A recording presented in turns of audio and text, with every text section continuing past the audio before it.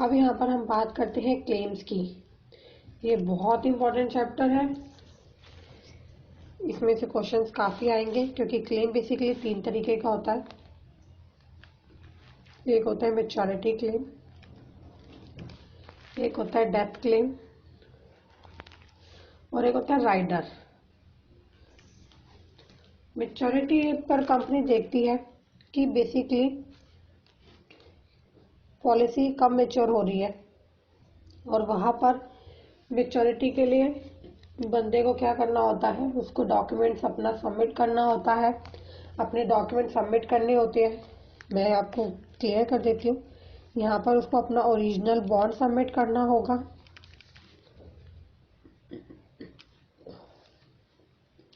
Original bond के साथ साथ उसको अपना आईडी प्रूफ,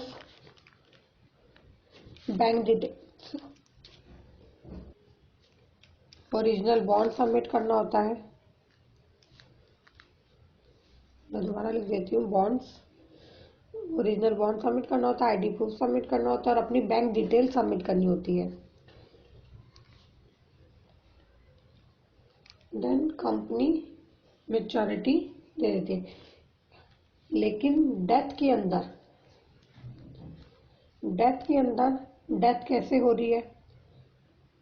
अगर एक्सीडेंटल है, डेथ में कंपनी डेथ सर्टिफिकेट मांगेगी या एफआईआर की कॉपी है या कोई भी पोस्टमार्टम रिपोर्ट है। इस तरीके से इसके बिहाफ पर कंपनी डेथ क्लेम देगी। लेकिन सबसे पहले हम ध्यान रखेंगे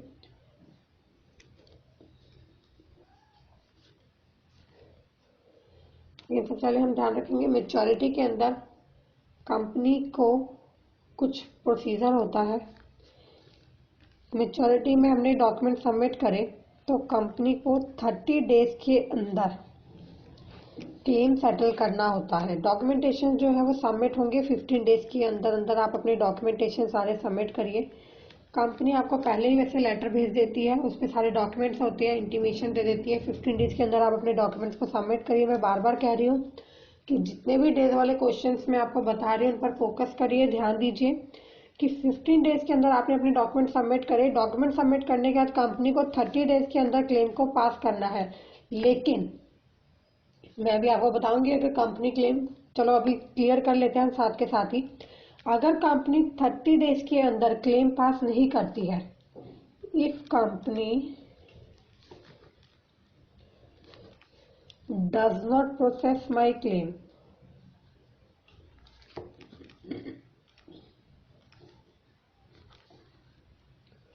मैं कंपनी के पास क्लेम लेने गई बट कंपनी कहती है मैंने तो आपका क्लेम प्रोसेस ही नहीं करा। If company does not process my claim then company pay bank interest. तो कंपनी बैंक इंटरेस्ट देगी जो चल रहा होगा प्लस 2% एक्स्ट्रा देगी।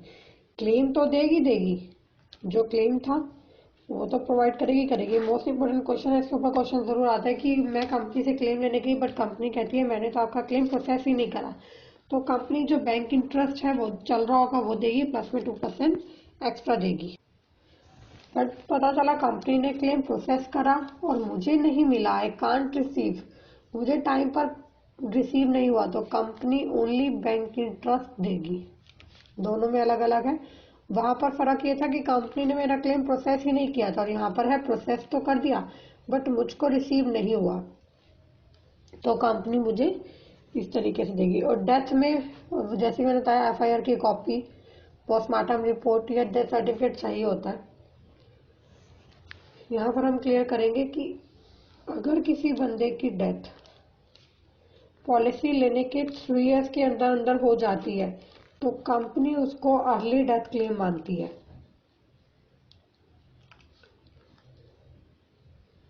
अर्ली डेथ क्लेम होता है पॉलिसी लेने के 3 साल के अंदर अंदर डेथ होगी। कंपनी सोचती है कि मैंने जब पॉलिसी इशू करी थी तो इट मीन्स कस्टमर ने सब कुछ बताया था और कंपनी ने भी सोच समझ के करती, लेकिन 3 साल के अंदर अगर वो डेथ कर गया कस्टमर, तो हो सकता है कोई रीजन ऐसा रहा हो जो कस्टमर ने अपने हैंड से छुपा लिया हो या कंपनी ना देख पाई हो, तो हो सकता है। तो कंपनी उसके लिए सबसे पहले इन्वेस्टिगेशन करेगी। इन्वेस्टिगेशन के लिए कंपनी टाइम पीरियड लेती है, जो कि टाइम पीरियड रहता है 6 मंथ्स का, और डेज में पूछा जाए तो 180 डेज का। यहाँ पर कंपनी इन्वेस्टिगेशन करेगी। इन्वेस्टिगेशन में अगर कुछ भी ऐसा होता है कि डेथ का रीजन गलत था या क्लेम लेने के पर्पज से ही डेथ करेगी ये, तो वहाँ पर कंपनी क्लेम प्रोवाइड नहीं करेगी। और अगर कंपनी को लगता है कि सब कुछ ठीक है तो कंपनी 30 डेज के अंदर क्लेम को प्रोवाइड कर देगी। अब हम बात करते हैं राइडर की। राइडर होता है कुछ एडिशनल बेनिफिट, जैसे कि हम पॉलिसी लेते हैं तो पॉलिसी में हम कुछ भी एक्स्ट्रा बेनिफिट लेते हैं तो कंपनी बेनिफिट्स के साथ साथ हमसे प्रीमियम चार्ज करती है और वो बेनिफिट प्रोवाइड कर देती है।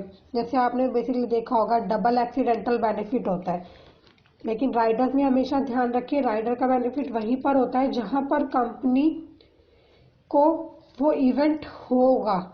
राइडर में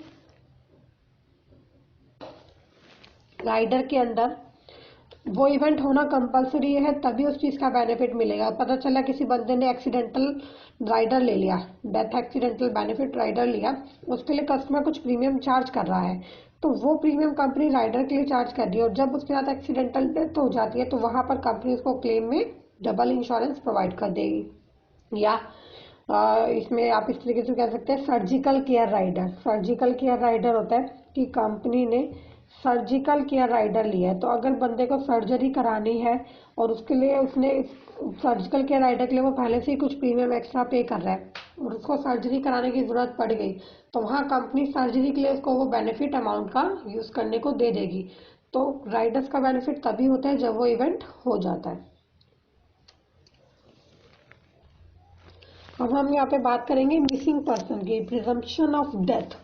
यहाँ पर अगर कोई बंदा, आपको इसके ऊपर भी क्वेश्चन आ सकता है, अगर कोई बंदा मिसिंग हो जाता है अपने घर से तो कंपनी उसका भी क्लेम प्रोवाइड करती है, लेकिन ये तो हमारी गवर्नमेंट का ही रूल है। इंडियन एविडेंस एक्ट के अकॉर्डिंग, इंडियन एविडेंस एक्ट के अकॉर्डिंग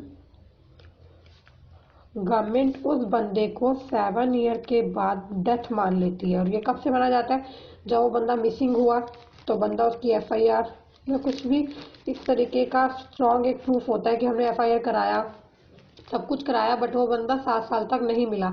वहां पर जब गवर्नमेंट 7 साल के बाद डिक्लेयर कर देगी, बट ये जो क्लेम होगा वो कोर्ट के थ्रू प्रोवाइड होगा मिसिंग पर्सन के केस में, क्योंकि वहां पर कोर्ट से एक हमें डिक्री, जिसे हम बोलते हैं डिक्री, डिक्री मीन्स होता है डिक्लेयर। कोर्ट डिक्लेयर कर देती है कि अब ये बंदा लाइव नहीं है, डेथ कर चुका, तो वहां पर कंपनी हमें मिसिंग पर्सन का भी क्लेम दे देती है। लेकिन इस मिसिंग पर्सन के क्लेम में बंदे ने पॉलिसी ली और 2 साल प्रीमियम पे करने के बाद वो बंदा मिसिंग हो गया और पॉलिसी टर्म थी उसकी 15 साल की, तो कम से कम आगे के आने वाले 5 सालों तक जो प्रीमियम है वो उसकी फैमिली को पे करना होगा। फैमिली प्रीमियम पे करेगी, देन 7 साल पूरे हो गए और 7 साल बाद उसको अगर कोर्ट डिक्री दे दे कि वो डेथ कर चुका है तो कंपनी उसका क्लेम प्रोवाइड कर देगी। सुसाइड के क्लेम में भी कंपनी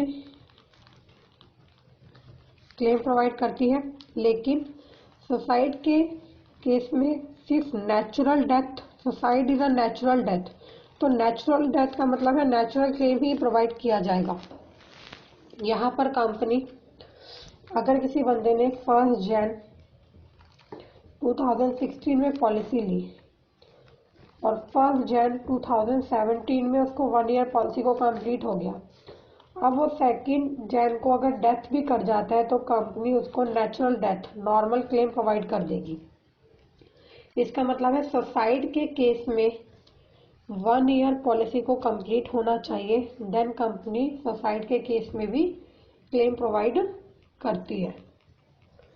तो ये क्लेम का चैप्टर बहुत इंपॉर्टेंट है, इसके अंदर क्वेश्चन जरूर आते हैं कि आपको अर्ली डेथ क्लेम कितने ईयर्स के अंदर वैलिड होता है। जैसे कि मैंने पहले भी क्लियर किया था कि 3 ईयर्स के अंदर अगर कोई बंदा डेथ कर जाए तो वो अर्ली डेथ क्लेम हो जाता है। इन्वेस्टिगेशन के लिए बंदा कितना टाइम लेता है, 6 महीने कंपनी लेती है। डेज में पूछा जाए तो 180 डेज होता है। हाँ, यहाँ पर मैं आपको एक चीज़ और क्लियर कर देती हूँ।